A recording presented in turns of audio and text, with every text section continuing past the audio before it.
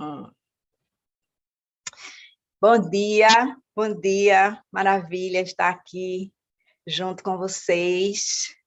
Vamos orar ao Senhor essa manhã. Pai, obrigada por esse dia maravilhoso. Obrigada por essa palavra tremenda que faz, Senhor, mover as nossas vidas. Obrigada, Senhor, porque um dia tu usaste João para estar escrevendo essas coisas, para nos revelar, Senhor, ainda mais sobre ti, Deus. Obrigada, Senhor, porque tu abres os nossos olhos para o entendimento. Eu oro essa manhã que o teu Espírito esteja inundando a nossa mente e inundando o nosso coração, nos atraindo ainda mais para ti, Deus, que tu possas verdadeiramente, Deus, nos fazer cada dia mais apegados à tua palavra e, através dela, à tua pessoa, que tu vais te revelando a cada um de nós mais e mais. Em nome de Jesus. Amém. Amém, amém. Obrigada por estarem aqui nessa manhã chuvosa, nublada, mas eu tenho certeza que vocês vão dizer assim, eita, valeu a pena, valeu a pena. A gente hoje vai ver João 3, e eu emocionadíssima. Vamos só relembrar um pouco o que a gente viu já na semana passada, né? A gente viu que o Evangelho de João, ele foi escrito para todos, não para um ou para outro. Então, diferentemente, né, de Mateus, que queria falar com os judeus, fez a genealogia de Jesus até Abraão, né? Diferente de Lucas, que fez a genealogia até Adão. O que aconteceu com João é que ele disse assim, olha, vocês precisam saber que vocês são filhos de Deus, né? E que Jesus é o nosso irmão mais velho. Ele é filho de Deus também. E ele veio, não foi de Abraão, não foi de Adão, ele veio do céu. Ele veio do céu. E João, ele é como um advogado dessa causa. E ele usa argumentos, né? E esses argumentos, basicamente, né, no livro de João, são 7 sinais, mostrando o poder de Deus, e 7 declarações do próprio Jesus. Nesse meio tempo, nós vemos diálogos que você não vê, né, em canto nenhum mais nos outros evangelhos, né? Você não vê esse diálogo com Nicodemos, você não vê o diálogo com a mulher samaritana. Então, você vê Jesus batendo papo, né, com pessoas ali, não somente brigando com os fariseus. Enfim, nós vimos que Jesus é a palavra, que Jesus estava com Deus no princípio, que Jesus era Deus, são afirmações diretas, que Jesus é coautor da criação, que Jesus é a luz dos homens, que Jesus não foi derrotado. E os primeiros discípulos, nós vimos que eles foram chamados e que Jesus usava a palavra de conhecimento para ativar a fé, né? A gente viu na semana passada que ele ativou a fé de Natanael, dizendo, olha, eu lhe vi lá embaixo da figueira. E nós vamos ver depois que ele vai ativar a fé da mulher samaritana também, dizendo, olha, a sua vida é assim, assim, assim, né? Isso é um exemplo de Jesus usando a palavra de conhecimento para ativar a fé das pessoas. Nós vimos o primeiro milagre de Jesus, que também é exclusivo do Evangelho de João. Ele transformou água em vinho naquelas bodas, né, num local festivo, porque Jesus, a gente fala muito dele do sacrifício, né, e de tudo mais, mas Jesus veio trazer paz e alegria, né? Ele é a luz e a verdade. Tem muita coisa de Jesus que a gente às vezes não aprecia, porque a gente fica olhando para ele como Salvador. Eu olhava muito para ele como exemplo, né? Ainda olho, claro, né? Mas você vai descobrindo outras facetas, né, que João revela aqui.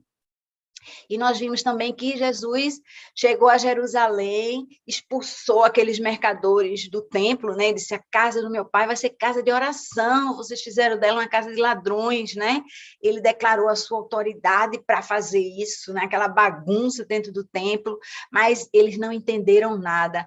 E às vezes eu fico com medo que a gente aqui ouça e não entenda nada. Minha gente, a gente tem uma vantagem tão grande. Quanto mais eu leio sobre isso, eu digo: meu Deus, mas aquele povo, naquele tempo, eles tinham muito mais dificuldade de entender do que nós, né? Eles tinham as revelações do Antigo Testamento, as promessas, mas nós temos as revelações do Novo Testamento, da estadia de Jesus aqui, do que aconteceu depois. Então, nós temos muito mais evidência, muito mais histórias, né? Reais, factuais. Então, vamos prestar atenção nisso, né? E valorizar essa nossa vantagem, né? Então, nós começamos o capítulo 3 com essa conversa, esse diálogo de Jesus com Nicodemos. E eu estou enfatizando aqui, gente, esse diálogo é exclusivo do Evangelho de João. Uma coisa que eu percebi, né? A gente fala muito, João, a gente fala histórico, né? João foi o último evangelho a ser escrito. Ele foi escrito lá pelo final do primeiro século, né? Mais ou menos pelo ano 85, 90, por aí. E essa semana eu fiquei entendendo ali a perspectiva de João. João tinha vivido, quando os outros evangelhos foram escritos, eles estavam meio ali vivendo, né? Junto com Jesus, toda aquela a história, né? As discussões, né? As pregações de Jesus. Mas, quando João escreve o evangelho dele, ele já tem uma perspectiva diferente. E aí, a narrativa dele é diferente, e ela é extremamente reveladora de coisas que nós hoje ouvimos, mas também não nos apegamos a elas. Então, o texto diz assim: havia um fariseu chamado Nicodemos, uma autoridade entre os judeus. Ele veio a Jesus à noite e disse: mestre, sabemos que ensinas da parte de Deus, pois ninguém pode realizar os sinais milagrosos que estás fazendo se Deus não estiver com ele. E aí fica logo a pergunta, né? Por que Nicodemos foi procurar Jesus à noite? Ele podia estar constrangido, porque o texto diz que ele era um fariseu, que ele era uma autoridade entre os judeus, como está aí logo na primeira frase, né, do capítulo 3. E aí você entende que talvez esse homem tivesse constrangido, né, tímido.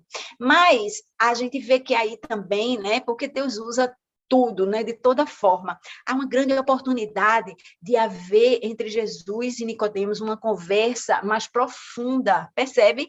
E a gente está tendo o testemunho dessa conversa através de João. Olha o nosso privilégio, né?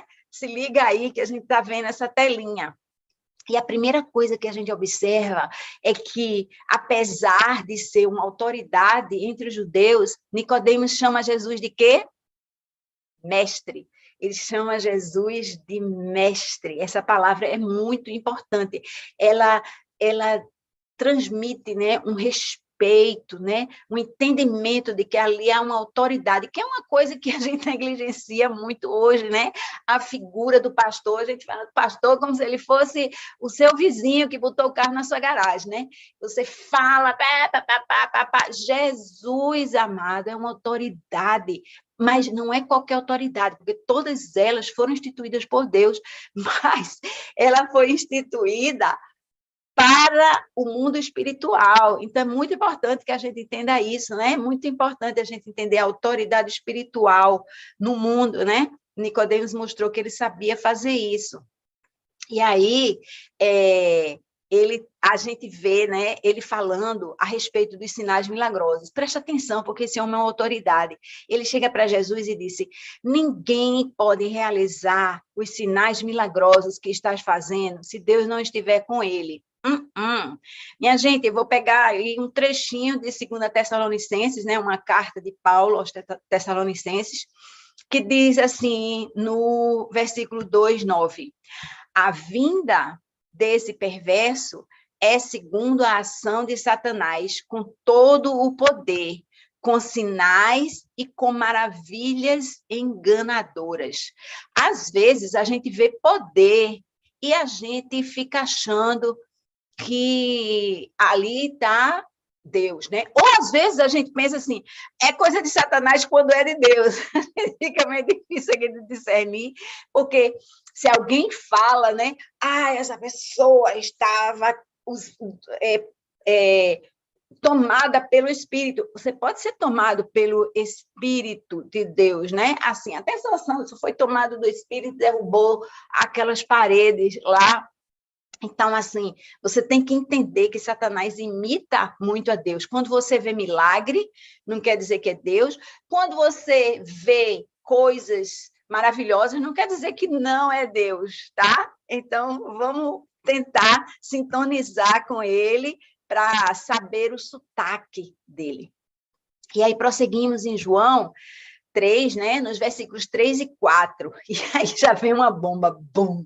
Essa semana eu estava pensando, né, como é que eu reagiria se eu estivesse no lugar de Nicodemos naquela noite com Jesus. O texto diz assim, em resposta, Jesus declarou, digo a verdade, ninguém pode ver o reino de Deus se não nascer de novo. Perguntou Nicodemos, como alguém pode nascer sendo velho? É claro que não pode entrar pela segunda vez no ventre da sua mãe e renascer. O ensino entre os judeus, minha gente, ele era que, uma vez que eles descendiam de Abraão, eles estavam automaticamente garantidos do céu. Então, assim, era entendimento, mas eu sou descendente de Abraão, né? E Jesus uma vez disse assim, mas olha, Deus pode, dessas pedras aqui, ele pode fazer descendente de Abraão, rapaz, fica aí na tua.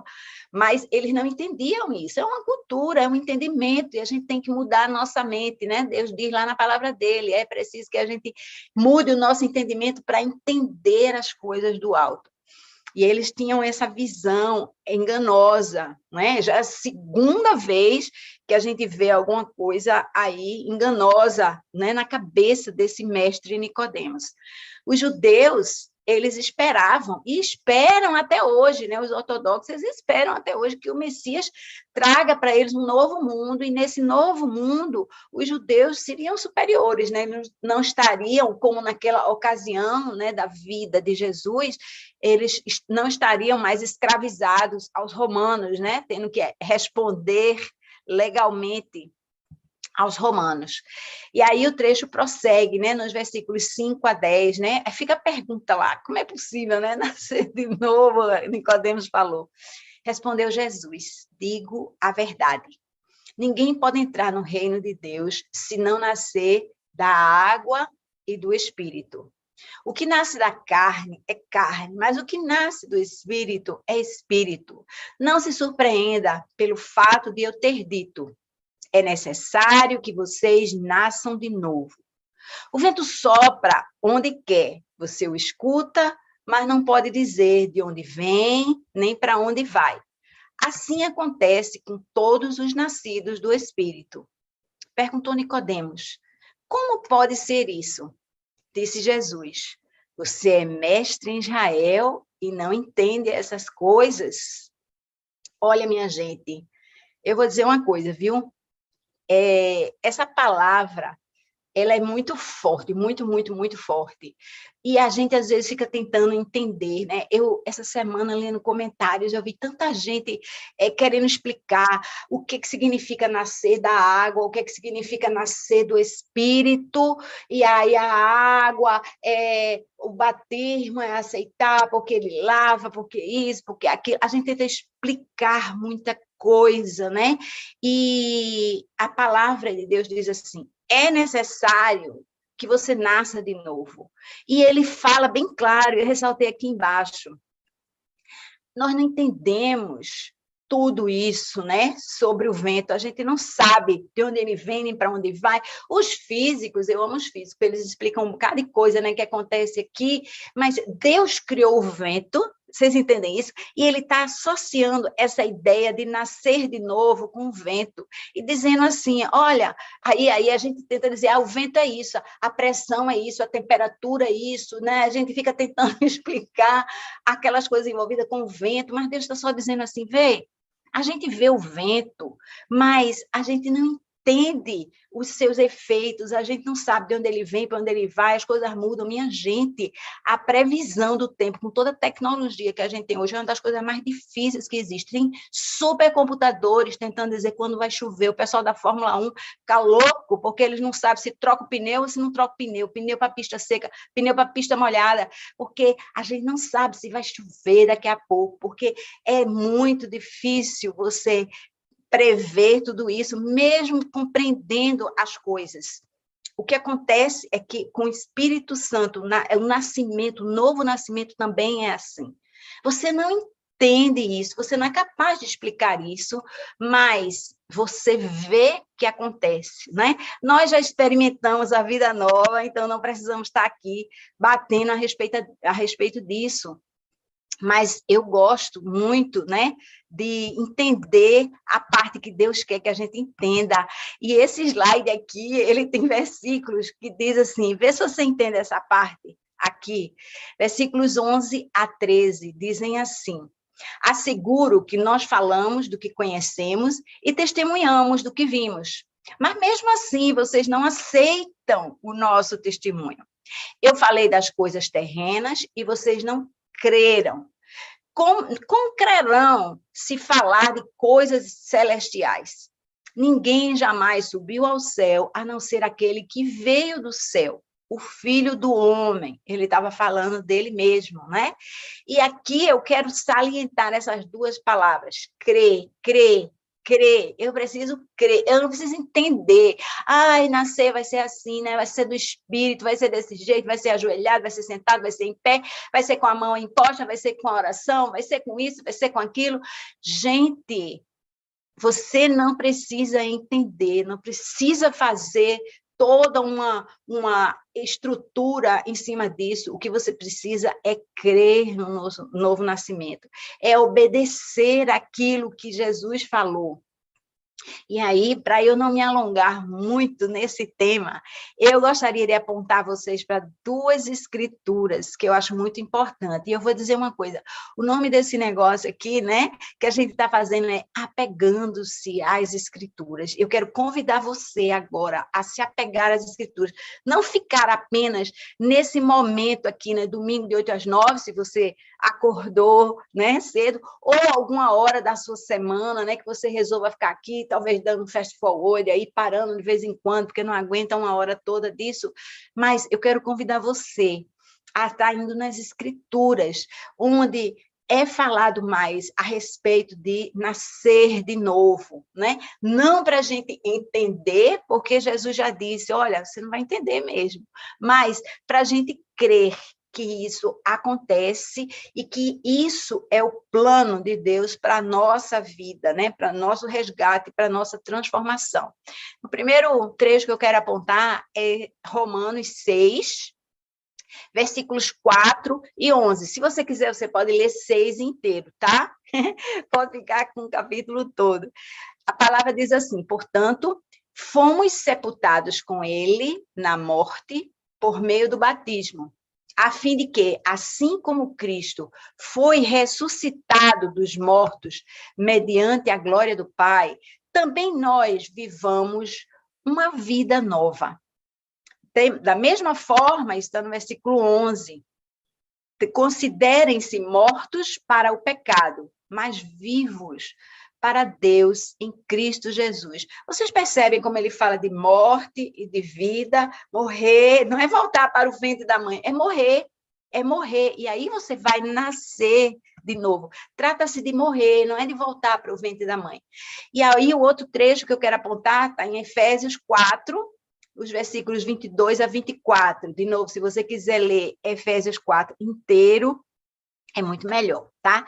Esse trechinho diz assim, quanto à antiga maneira de viver, vocês foram ensinados a despir-se do velho homem, que se corrompe por desejos enganosos, a serem renovados no modo de pensar e a revestir-se do novo homem. Deixa eu baixar aqui um pouquinho. Criado para ser semelhante a Deus em justiça e em santidade, provenientes da verdade. E lembra que a verdade é Jesus, falamos nisso na semana passada. Gente, eu quero salientar aqui esse trecho, ele é muito claro se você pensar na perspectiva da vida nova que Deus propõe, depois da nossa entrega, né? Quando a gente entrega a nossa vida. Muitas vezes isso é cultural, né? A gente para na salvação, Jesus é meu salvador, eu entreguei minha vida a Jesus, eu quero, né, ser filha de Deus, mas eu paro por aí. Eu não penso em transformação, né? Eu não penso que eu tenho que deixar para trás, né, as coisas que corrompem o mundo, né, o desejo da carne, né, aquilo que eu quero fazer, a minha vontade, a minha personalidade, a minha picuinha, o meu hábito de mentir, o meu hábito de reclamar, o meu hábito de perturbar com alguém, né, tirar onda da cara das pessoas, ao invés de amá-las. Jesus, a gente tem que aprender a deixar tudo isso para trás. Ah, você quer que eu seja santa, maravilhosa? Sim, eu quero que você seja santo e maravilhoso, né? É porque é muito importante, é isso que Jesus quer de nós. A gente precisa se esforçar para ser desse jeito, tá? Vamos continuar. Vocês percebem que esse momento aqui, eu acho que ele é como uma isca que Deus dá, né, para a gente. Para mim tem sido assim, é uma isca. Para mim, o apegando-se é uma isca que me faz olhar para as escrituras muito mais do que eu olhava antes e com outro olhar, né, um olhar diferente. Vamos aproveitar, minha gente, isso que Jesus está dando para nós, né? Ele está querendo pescar, né? Ele falou que ele ia fazer daqueles homens, né, daqueles discípulos que ele chamou pescadores de homens. Vamos nos deixar ser pescados agora com essa isca que Deus está colocando aí. Romanos 6, Efésios 4, com muita intimidade com o Senhor, né? Num momento muito, muito pessoal, sem interrupção, essa semana, se Deus quiser. E aí, prosseguindo, né, em João 3, versículos 14 e 15, Jesus continua falando das coisas celestiais, né? Ele diz, da mesma forma como Moisés levantou a serpente no deserto, assim também é necessário que o Filho do Homem seja levantado, para que todo o que nele crê tenha a vida eterna. E aí, essa referência, se você não entende do que Jesus está falando aqui, é uma referência a Números, o livro de Números, lá no Pentateuco, lá no comecinho, no capítulo 21, versículos 8 e 9. Diz assim, o Senhor disse a Moisés, faça uma serpente e coloque-a no alto de um poste. Quem for mordido e olhar para ela, viverá. Moisés fez, então, uma serpente de bronze e a colocou num poste. Quando alguém era mordido por uma serpente e olhava para a serpente de bronze, permanecia vivo. Eu queria trazer algumas coisas aqui para vocês. Eu não tenho tempo de contar essa historinha. A turma estava mal para caramba, né, ali no meio do deserto. E Jesus, Deus mandou várias serpentes, né, e as pessoas eram mordidas e morriam. Mas Deus levantou, né, através de Moisés, uma alternativa para a morte. Aquilo tudo era simbólico, né, da vinda de Jesus, porque Jesus, ele ia ser pendurado no madeiro, né? Ele ia ser colocado num poste, e quem olhasse para ele não é ficar olhando ele pendurado ali, mas quem buscasse nele a salvação ia ser salvo, né? Salvo da morte. Vocês entendem? Naquele caso era morte material, né? Com a cobra, mas agora a gente está falando da morte espiritual, que é o pecado. Então, tem essa associação. E aí tem vários detalhes que são muito importantes. Gente, tão rebuscada essa fala de João. Eu fico encantada, né, com a densidade de informação que João traz a cada frase. Então, eu queria só esclarecer para vocês algumas coisas simbólicas da Bíblia. A Bíblia tem uma linguagem simbólica muito forte. Aqui a gente está falando de serpente, e vocês são bem familiarizados com a história da serpente lá no Jardim do Éden, né? A serpente que veio tentar Eva. A serpente, muitas vezes, ela está associada com o pecado, né? Ela faz uma referência ao mal, né? Ao mal que vem para botar o homem, trazer o homem para a morte. E aí, a fala também que a serpente que Moisés deveria construir é uma serpente de bronze. Bronze também tem uma significação bíblica, né? Bronze, ela faz referência a julgamento. Por que faz referência a julgamento? Porque o bronze, ele é feito passando pelo fogo, e esse julgamento, né, o fogo. Então, aqui, essa serpente de bronze está falando de pecados que foram julgados, né, e que foram tratados pelo fogo. E aí, essa serpente de bronze representa esse tratamento que é o que Jesus faz na nossa vida. Ele subiu no madeiro, né, ele subiu no poste, e na hora que a gente olha para ele, né, como forma de salvação, ele reivindica a nossa morte, né? Aquilo que o mal trouxe para a nossa vida, e nós somos salvos, né? Nós somos julgados como inocentes. Vocês sabem que a Bíblia diz, né, que nós vamos passar do julgamento. O julgamento já foi feito, né, para nós, filhos de Deus. Amém? Então, se você quer olhar mais a respeito disso, está lá em Números 21, né? Mas, verdadeiramente, né, é uma pré-imagem de Jesus. Jesus foi muito anunciado de diferentes formas no Antigo Testamento. É só mais uma forma, né, de falar a respeito de Jesus. Deixa eu trazer aqui, hoje eu vou dar mais tempo para a gente conversar, tá? Deixa eu só fazer isso aqui direito. Ai, nós chegamos numa coisa maravilhosa, né? Todo mundo aqui conhece esse versículo. Chegamos em João 3,16. É o versículo, sem dúvida, o versículo mais conhecido da Bíblia, né? Porque Deus tanto amou o mundo que deu o seu Filho unigênito para todo que nele crer não pereça, mas tenha a vida eterna. Que promessa! Gente, eu vi tanta coisa linda a respeito desse versículo essa semana. Eu queria trazer só duas coisas aqui para vocês, né? Esse slide e o seguinte, mas a gente podia passar a manhã inteira falando sobre ele aqui, porque essa é a revelação, né, do amor de Deus, né, de como ele ama. E aí, vamos ver, eu achei ótimo essa telinha que está aí, falando das 7 maravilhas que estão nesse versículo, João 3,16. Primeiro, diz Deus, né?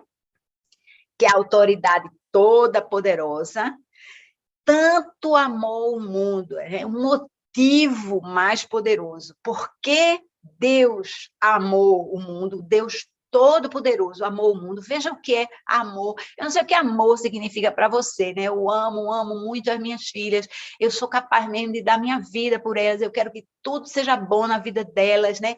Eu penso, né? Estudo, conforto, né? Viagem, alegria, bom relacionamento com cônjuge, com pessoas, né? Sucesso, saúde, eu fico pensando nessas coisas. Olha o que o amor de Deus faz, né? Ele dá um presente. Deus dá seu Filho unigênito, o maior presente para nós, né? Porque ele nos ama tanto, ele nos deu esse presente. Mas ele nos deu esse presente com um objetivo, né? Tem para que todo que nele crê, vê, é para todo mundo. Deus deu seu Filho para todo mundo, a mais ampla das boas-vindas. Venha você, venha, é para mim, é para você. Às vezes a gente se acha indigno, né, do amor de Deus, e verdadeiramente nós somos. Mas, dito isso, o amor de Deus, ele é para todos nós. A gente tem que aprender a aceitar isso, porque a gente não está acostumado. A nossa cultura não é de ser amado, a nossa cultura é de ser julgado, de ser xingado, né? Na escola, a turma faz pegadinha, assim, a gente é exigido, nós pais exigimos dos nossos filhos, mas Deus, ele faz um convite, toma aqui o meu filho de presente. E aí, é para todo aquele que nele crê, só tem que fazer isso, né? A fuga mais fácil do pecado é você crer em Jesus. Todo aquele, qualquer um que crê, não pereça. É uma libertação divina, é o uso do poder dele, dizendo assim, tome aqui a sua franquia, tome aqui o seu voucher, tome aqui, né, o seu passe, a chave da liberdade para você não perecer, mas tenha vida eterna, a posse inestimável. Pense num presente, quem de vocês pode dar vida sequer, material aqui, né? Mas Deus nos deu vida eterna, né? Um presente. Esse versículo realmente, ele nos mostra, né, uma dimensão do amor de Deus, que é um retrato de Deus, né? Quando a gente fala, eu muitas vezes sou, eu não sei, espantada, né? Com o quanto a gente não entende de Deus, quanto a nossa mente não captura, né, Deus. Mas esse versículo nos ajuda muito, se a gente meditar nele, né? Um convite para você meditar nesse um versículo. Não é à toa que ele é o versículo mais conhecido da Bíblia. Mas ainda falando nesse versículo mais conhecido, tem 5 coisas, né, que aprendemos sobre o amor de Deus, né, em João 3,16, né, outra visão, né? Quem é o objeto do amor de Deus, né? Porque o texto diz, porque Deus amou o mundo de tal maneira. Deus não esperou que o mundo se voltasse para ele, né? Antes de amar o mundo, disse assim, eu estou aqui sentado, né? Quem quiser, venha a mim. Quem quiser, pode vir, você é bem-vindo. Ele não fez isso. Ele não disse que você era bem-vindo. Ele disse, eu vou até você. Eu vou botar o presente disponível para você. Não importa se você vai deixar as aves do céu virem comer e tirar e pegar o que é seu, né? O ladrão vir e roubar. Ele está aqui disponível para você. E o tempo todo, viu? O tempo todo. Segundo, a expressão e o dom do amor de Deus, né? Ele deu seu filho unigênito. Às vezes, eu tenho uma coisa com presente, viu? Eu gosto muito de dar presente com a cara das pessoas. E aí, quando eu não acho um presente na cara das pessoas, muitas vezes eu não dou presente. Eu quero um presente que signifique. Eu gosto de dar presente que é a cara de alguém. Eu me sinto bem fazendo isso, sabe? Não gosto de, assim, eu vi essa camiseta, né? Estive não sei aonde e lembrei de você. Você não vai ganhar essa camisa de mim, a não ser que eu tenha estado não sei onde e eu tenha realmente lembrado de você naquele lugar, né? Esse sol aqui, essa pessoa. Aí sim você pode ganhar, mas tem que significar algo, sabe? E ele deu aquilo que era a melhor coisa dele para nós, o Filho unigênito. O amor de Deus não se limitou a gente sentir a situação, né, de um mundo caído. Não foi isso, né? Ele deu a coisa mais preciosa que ele podia dar. Ele deu o seu filho unigênito. Ele não pegou uma camiseta, eu estive no céu e me lembrei de você. Não, ele mandou Jesus, né? Ele mandou o céu para nós. O destinatário do amor de Deus, né? Quem crê nele, esse é o destinatário, é a pessoa que crê. Deus ama o mundo, mas o mundo não recebe, o mundo não se beneficia daquele amor de Deus até que creia em Jesus, o dom que o Pai nos deu, né? Isso significa a gente confiar, apegar-se. Eu coloquei essa frase aí, minha gente, porque às vezes a gente diz assim, não, eu creio em Deus, mas aí dá um revés 3 e você se esquece de Deus, né? Deus não me ama, Deus não me quer, Deus me esqueceu, Deus não sabe. é assim, né? Eu acho que Deus está comigo se está bom. Se está bom, aí eu não me lembro de Deus, porque não dá tempo, né? Eu tenho que preparar a festa, né? Eu tenho que me arrumar, eu tenho que me bonecar, eu tenho que ligar para não sei quem, eu tenho que viajar, eu tenho que fazer isso, eu tenho que fazer aquilo, e eu nem estou aí com o amor de Deus. Nem no ruim, nem no bom, eu não estou entendendo, né? O que significa crer em Deus. A gente precisa entender que crer em Deus é mais do que professar uma frase com a nossa boca, é viver a nossa vida como crentes reais, né? Se a gente crer em Deus, a gente vai tratar ele de um jeito diferente, com muito menos indiferença do que a gente trata nas nossas vidas. Número 4, a intenção do amor de Deus, né?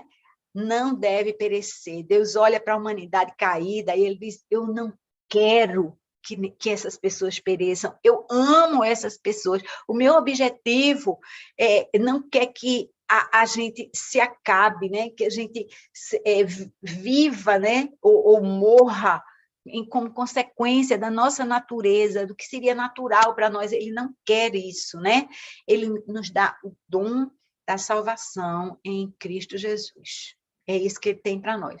E número 5, a duração do amor de Deus, né? É a vida eterna. Essa sim a gente não tem noção do que é, né? Essa sim a gente não tem noção do que é viver na eternidade com ele, né?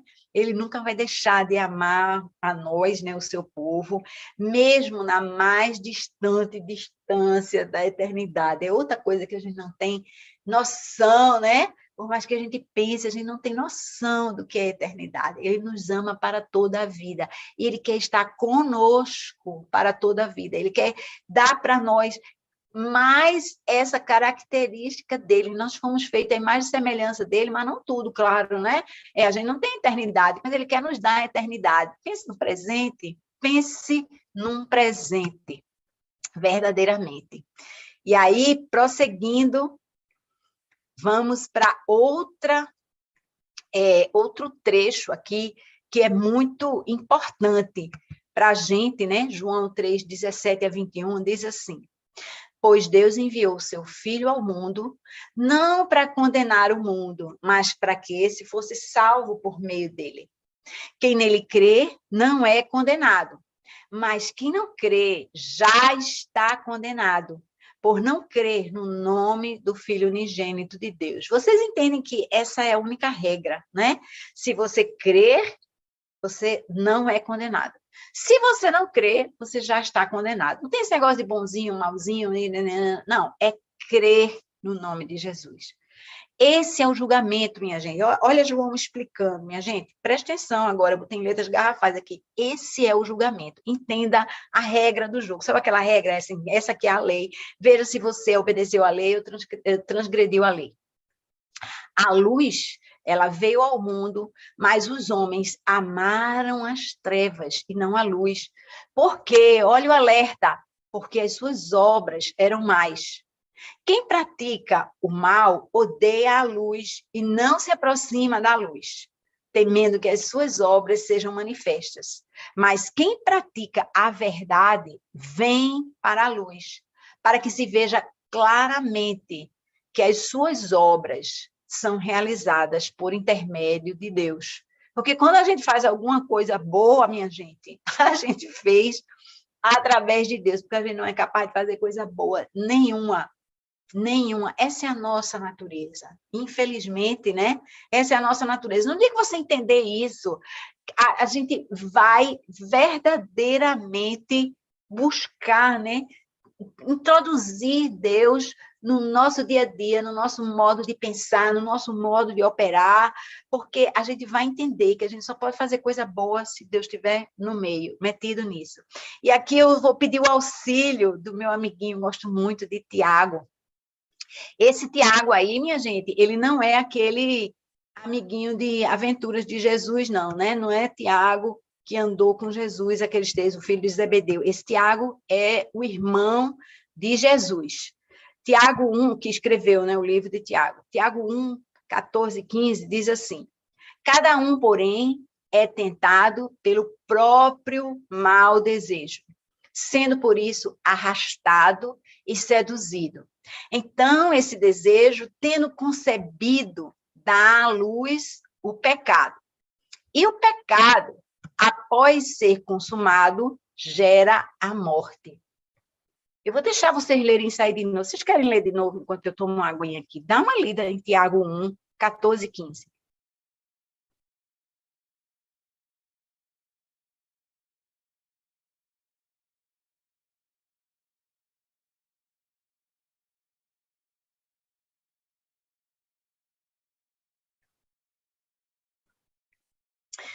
Esse trecho aí de Tiago, ele mostra a fisiologia do pecado, como ele é, sabe? Como ele nasce pelo mau desejo que está no meu coração. Se eu peco, é porque tem alguma coisa ruim que está me incitando aquilo, o meu desejo. Eu gosto disso, né? Eu gosto de aparecer, então eu fico lá naquela história. Eu gosto de ter tudo para mim, mesmo que eu não precise, é o meu egoísmo, né? Eu vou largar isso para o outro, porque eu não uso esse vestido há 10 anos, mas vai que aparece uma ocasião, né? Eu vou ficar com ele aqui, em vez de dar ele para alguém. É aquilo que me satisfaz, né, ao meu ser. Essa é a raiz do pecado, né? E aí eu vou sendo seduzido por ele. Mas aí esse desejo, ele pode ser concebido ou não, né? Ele foi gerado ali, mas ele pode vir a nascer ou não. Eu decido, né? Não, realmente, rapaz, tem gente que precisa mais desse vestido que eu. Deixa eu dar esse vestido. Então, você resistiu àquela tentação e você resolveu ali tomar uma decisão por alguma coisa que não era do seu desejo. Você escolheu alguma coisa resistindo ao seu desejo. Mas, se eu não resistir, esse pecado ele é concebido eu vou ficar aqui pelo menos mais 3 meses aqui, eu vou ficar esperando, quem sabe, né, aparece aí aquela ocasião oportuna, e isso dá à luz o pecado, eu dou vazão, né, eu permito que o meu mau desejo domine, e aí o pecado, ele é consumado, e uma vez que ele aconteceu ali, o meu destino é a morte, a menos que haja um resgate. Estão entendendo essa dica aí? Tiago, muito bom, cheio de conselhos, minha gente.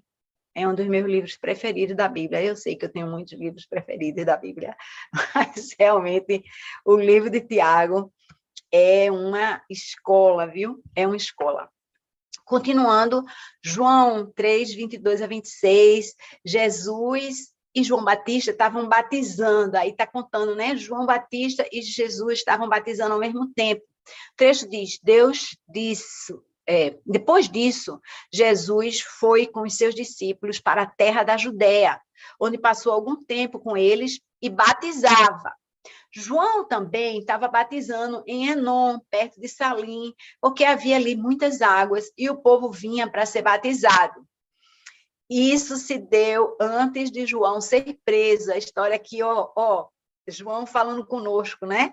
Isso se deu antes de João ser preso. Você diz, gente, ele ainda está por aí, porque às vezes a gente pensa que ele batizou Jesus e foi preso. Não, ele ainda estava por ali batizando. Surgiu uma discussão entre alguns discípulos de João e um certo judeu a respeito da purificação cerimonial.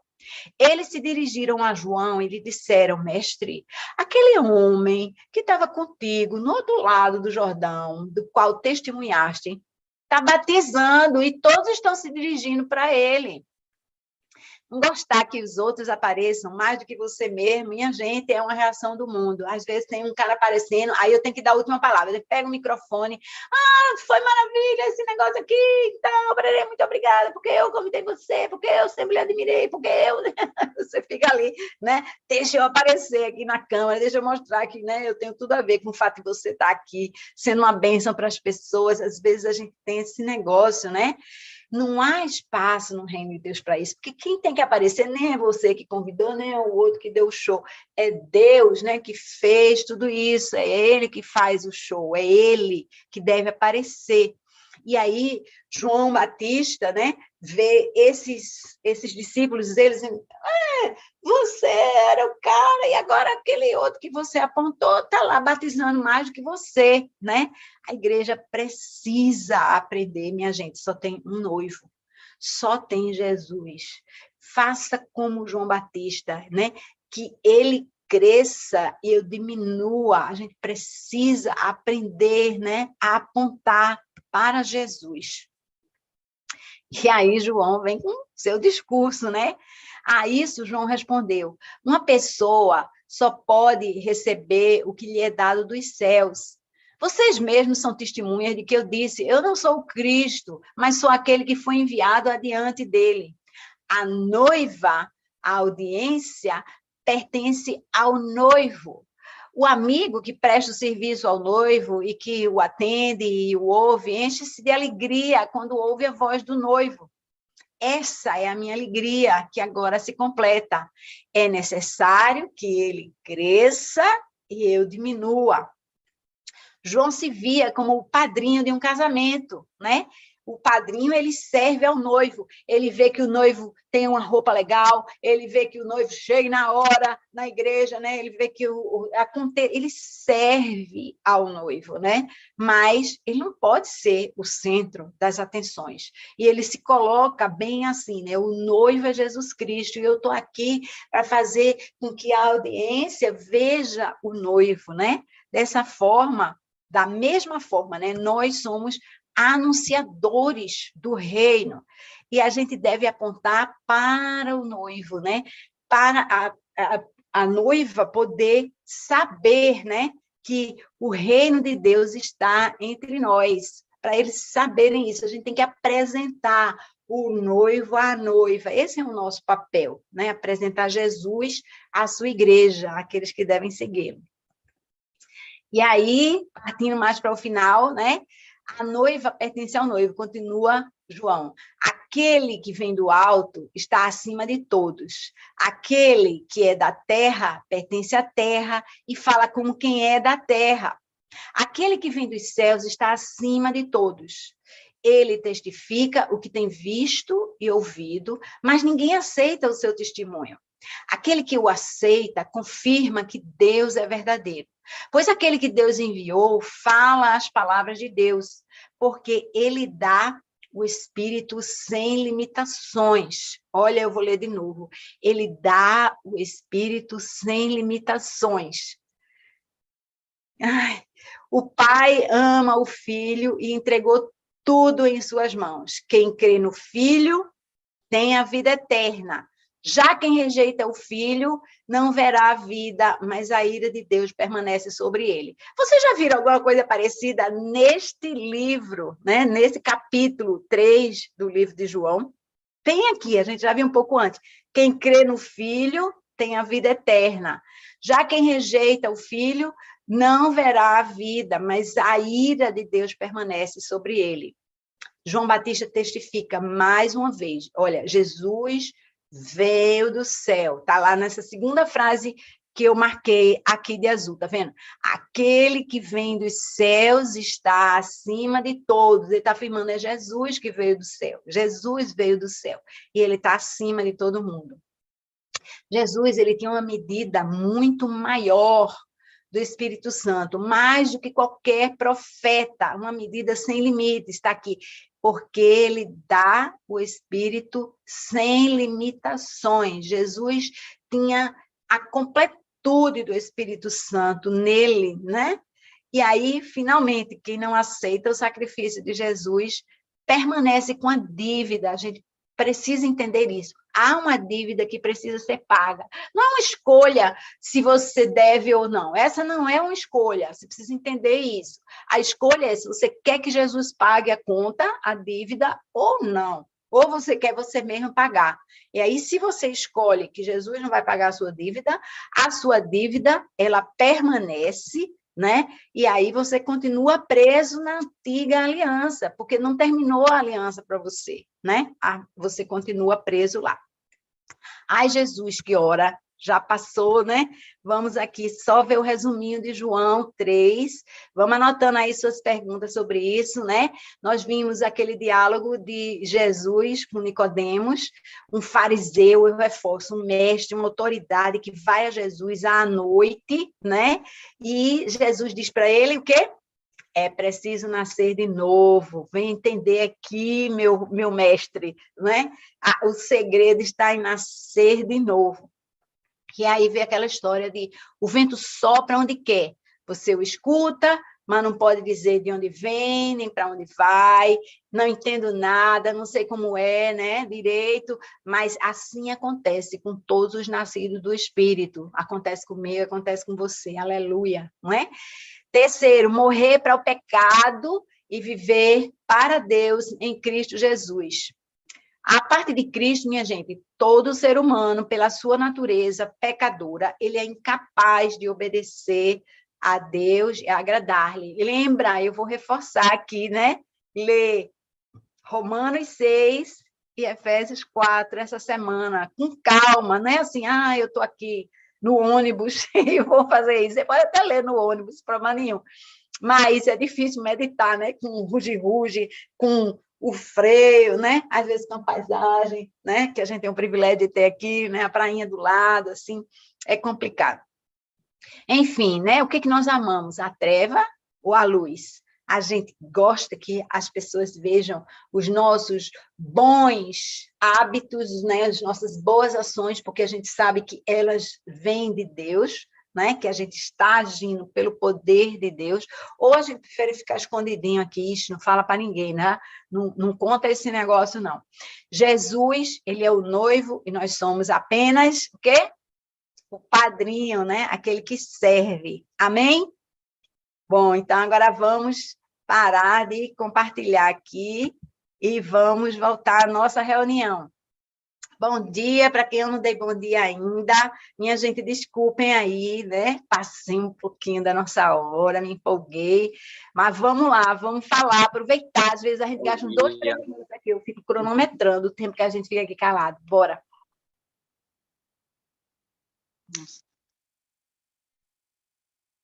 Cadê as mãozinhas? Cadê as mãozinhas? Vou beber mais água. Todo mundo está telado com João 3. Como é isso? Vai, Rosana.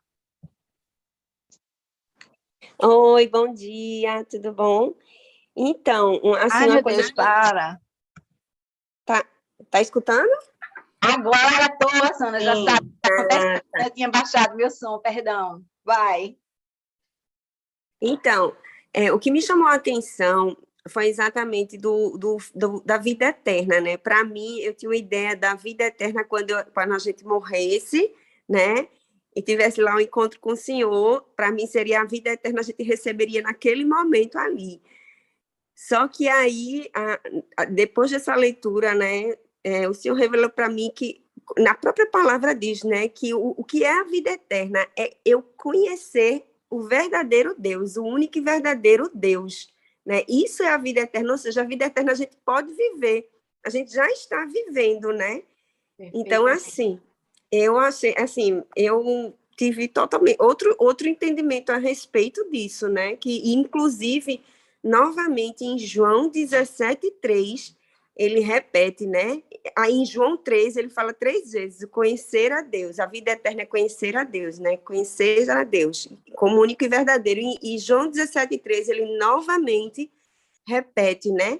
Ou seja, a gente já vive a vida eterna, isso é maravilhoso, né? A gente ter essa perspectiva, né? De saber que a gente já vive, né? Já tem a vida eterna, né? Já está garantida.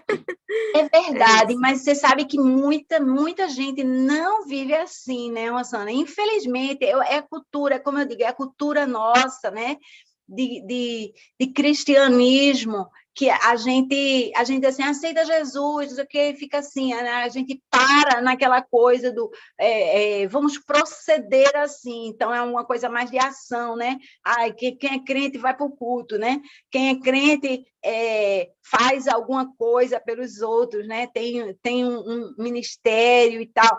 A gente não pensa na vida nova, né? O que mudou na minha vida? É muito importante, minha gente. Anota aí, eu era assim, agora não sou mais, agora eu faço assim. Anota aí, o que mudou na sua vida? Muita coisa mudou, nada mudou. Eu pensava essas coisas, mas agora eu não penso mais. Você vê, não tem nada a ver com a ação, assim. O que eu pensava? Primeira coisa que vinha à minha mente quando estava nessa situação, mas agora não é mais assim, sabe? É o pensar, é o sentir, é o enxergar o mundo, as pessoas. Então, é muito quem você é verdadeiramente, né? Quem você é. Mas, sim, nós temos, glória a Deus, né? O acesso à vida eterna, né? De uma forma transformada. Eu amo, né? Essa coisa da vida nova. Quem me conheceu antes e quem me conhece hoje sabe que Deus fez uma criatura nova. Eis aqui uma criatura nova, né? Com toda a imperfeição, diga-se de passagem, né? Há uma criatura nova aqui que Deus fez. Eu tenho certeza que você tem essa criatura nova, né? Dentro de você. E agora é interessante porque já é a segunda vez essa manhã que eu ouço falar de João 17. Calma, povo. Chegaremos em João 17, com certeza, viu? Bora falar aí, minha gente. Kátia, Pois não, Marcos. bom dia a todos. É que esse é a nossa irmã, foi Rosana, né? Ela falou de um aspecto da vida eterna, né? Tem um entendimento de vida eterna que a gente pensa que é vida para sempre, no sentido de um minuto, um ano, um século, milhares de anos, um depois do outro. O entendimento de vida eterna nas Escrituras que às vezes é chamado de eternidade, o tempo acaba, não tem mais tempo. É por isso que Jesus, que não é mentiroso, nós sabemos disso, ele é a verdade, ele disse para o ladrão que estava do lado dele: hoje mesmo tu vais estar comigo no paraíso. E a gente está vendo aqui, a gente tem esse entendimento de um tempo, um minuto após o outro, a gente diz assim, peraí, já há muito tempo, o que foi, Jesus mentiu? Não, ele falou a verdade. Quer dizer, na eternidade, tempo acaba. Por isso que Deus nós vamos ser chamados à vida eterna, à eternidade. O tempo vai sumir e nós estamos na eternidade. É por isso que Jesus disse, hoje mesmo tu vai estar comigo. E era hoje mesmo. Quer dizer, um eterno agora. Então, isso é bom. Agora, a nossa irmã mencionou um dos aspectos que é fundamentais, que, olha, estar na vida eterna é conhecer a Deus, é conhecê-lo. Isso faz parte do conteúdo da vida eterna. Quer dizer, a gente está certo dos dois lados, né? Amém. Amém. Obrigada, Marcos. Aninha? Amém, Kátia. Eu fiquei pensando assim, né, nesse diálogo de Nicodemos com Jesus, e como você bem falou, Nicodemos, ele era uma autoridade, ele era uma pessoa muito competente, ele era uma pessoa, aos olhos humanos, ele era uma pessoa super competente, inteligente, era também um mestre, não é? Mas eu lembrei daquele versículo que fala que as coisas espirituais, elas se discernem espiritualmente.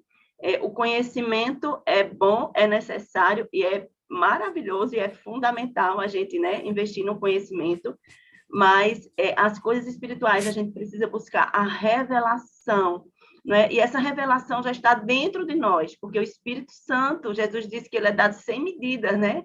Então, ele nos ensina todas as coisas. Então, eu fiquei pensando também, e só para acrescentar aqui rapidinho, aquele versículo de Gálatas 2, 20, né, que fala assim, fui crucificado com Cristo, assim, já não sou eu quem vive, mas Cristo vive em mim. A vida que agora eu vivo no corpo, vivo-a pela fé no Filho de Deus, que me amou e se entregou por mim. Então, é muito isso, assim, muito lindo. A questão do investimento no conhecimento, no estudo, nessa busca ao mesmo tempo orando e pedindo, Deus, revela o que tu queres nos revelar.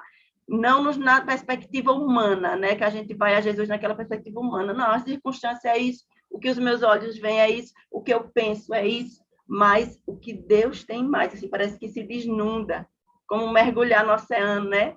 A gente vê o mar, mas ali embaixo tem coisas insondáveis, incríveis, que Deus quer nos revelar. Então, esse é o alargamento da nossa mente, que eu fiquei pensando muito nisso hoje. É verdade, é verdade. Deus nos deu essa palavra, né, para revelar a Ele, né, a revelar o amor dele, né, o plano dele para as nossas vidas. Mas você não pode, né, ficar só ouvindo alguém te contar essa história, porque o próprio Espírito Santo quer te contar essa história, quer se revelar, né? Ele quer se mostrar mesmo, e só ele pode falar a verdade, só ele pode, ninguém mais pode revelar a Deus, né? Eu conto uma história, estou recontando aquilo que está ali escrito, aquilo que chamou atenção a mim, ou até outra pessoa, né, que eu chamei, mas você precisa ter a revelação, né, de Deus, que é enorme, né? E a palavra mesmo diz assim, quem sabe as coisas do Espírito, se não o próprio Espírito, né? Ninguém sabe as coisas de Deus, senão o Espírito que realmente pode nos revelar, só Ele. Amém, aleluia, que a gente possa mesmo estar lendo essa palavra para ter a revelação, né, do Espírito de Deus nas nossas vidas. Vai, dá tempozinho de mais um aí, vai.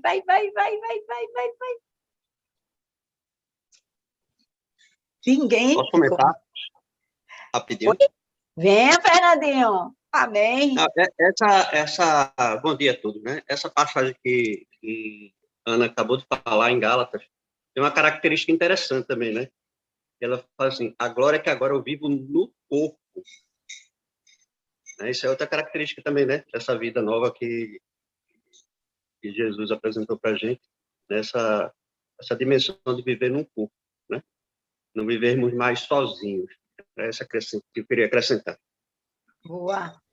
Importantíssimo, né? A gente vê, esse é o plano de Deus, né? A gente vai ver muito isso lá naquelas cartas de Paulo, né? Quando ele diz assim, olha, você é membro, você foi feito membro, né? Fomos feitos membros, é outra dimensão que a gente precisa entender, que a gente é olho, que a gente é pé, que a gente é boca, a gente precisa verdadeiramente, né? Entender que nós somos o corpo e a cabeça é Cristo, né? Amém?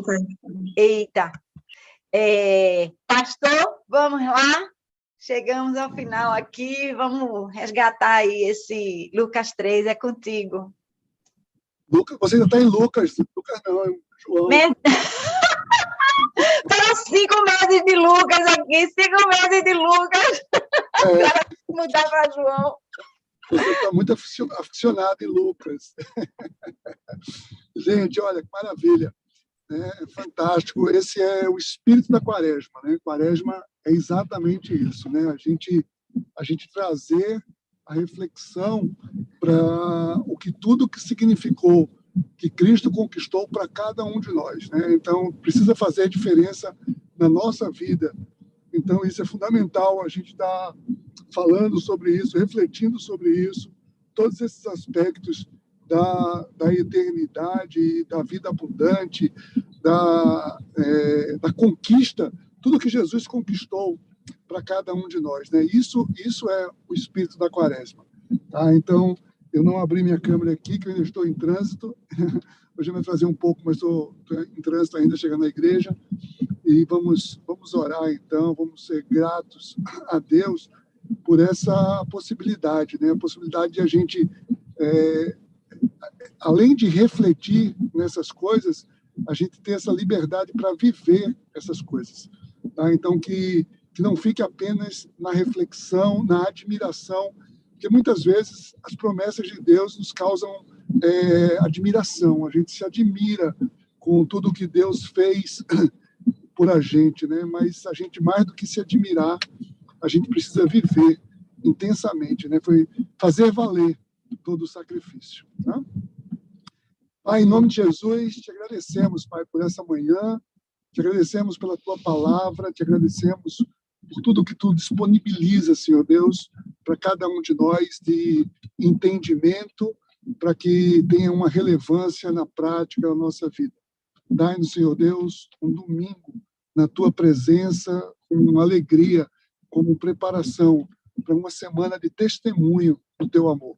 Obrigado, Pai, em nome de Jesus. Amém. Amém, amém. Obrigada, pastor. Obrigada a todo mundo por estar aqui. Amém. Bom dia. Bom dia.